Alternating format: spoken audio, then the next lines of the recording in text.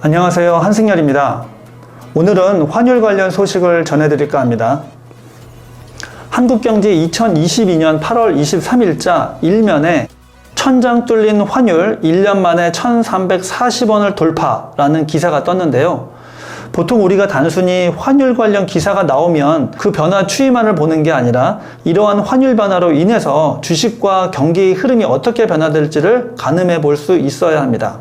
기사 내용에 따르면 제목에서처럼 원달러 환율이 22일 장중 1340원을 넘었다는 내용인데요. 이 1340원이란 가격은 2008년, 9년 글로벌 금융위기 이후 13년 4개월 만에 최고치를 경신했습니다.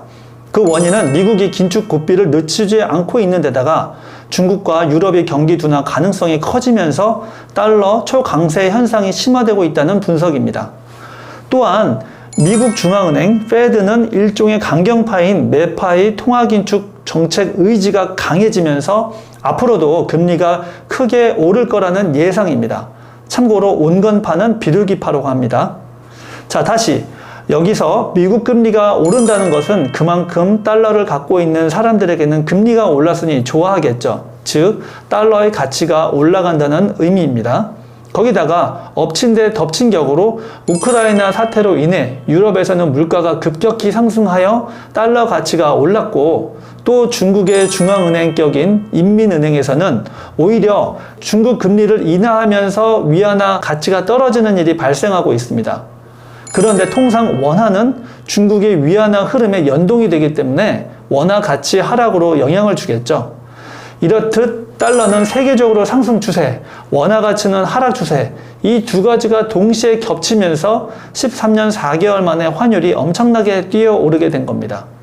현재는 그렇다 치고 앞으로 환율 흐름이 어떻게 진행될까요? 제롬 파월 페드 의장은 통화정책 기조 전환 메시지를 내놓지 않을 것 같고요. 페드는 당장 다음 달부터 월별 양적 긴축 규모를 현재 475억 달러에서 그 2배인 950억 달러로 크게 늘릴 계획이라니, 즉 시중의 달러를 걷어들인다는 얘기입니다. 이렇게 되면 시중의 달러와 강세는 당분간 쉽게 누그러지지 않을 것 같네요. 자, 이번에는 국내 상황을 보겠습니다.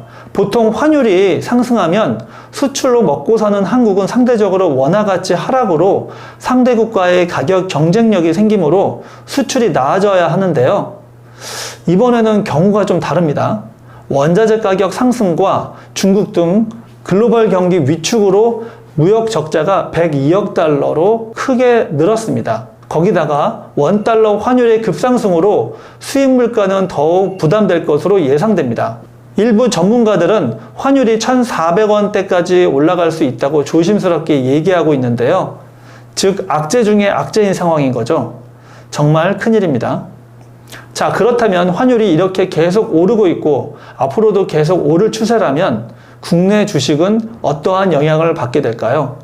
미국 금리가 자이언트 스텝, 즉 0.75%포인트보다 한 단계 아래인 빅스텝 플러스 0.5%포인트로 상승하지 않을까 하는 기대감으로 최근 한 달간 주가가 베어마켓 랠리로 진행했었습니다.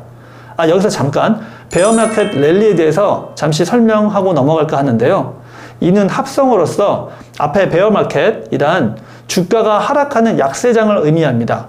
곰이 싸울 때 손을 위에서 아래로 내려 찍는 자세를 취한다고 해서 나온 말이고요. 그리고 뒤에 랠리는 상승 장세를 의미합니다. 그래서 베어마켓 랠리는 주식시장에서 약세장이 장기간 진행하는 가운데 일시적으로 상승하는 현상을 말합니다.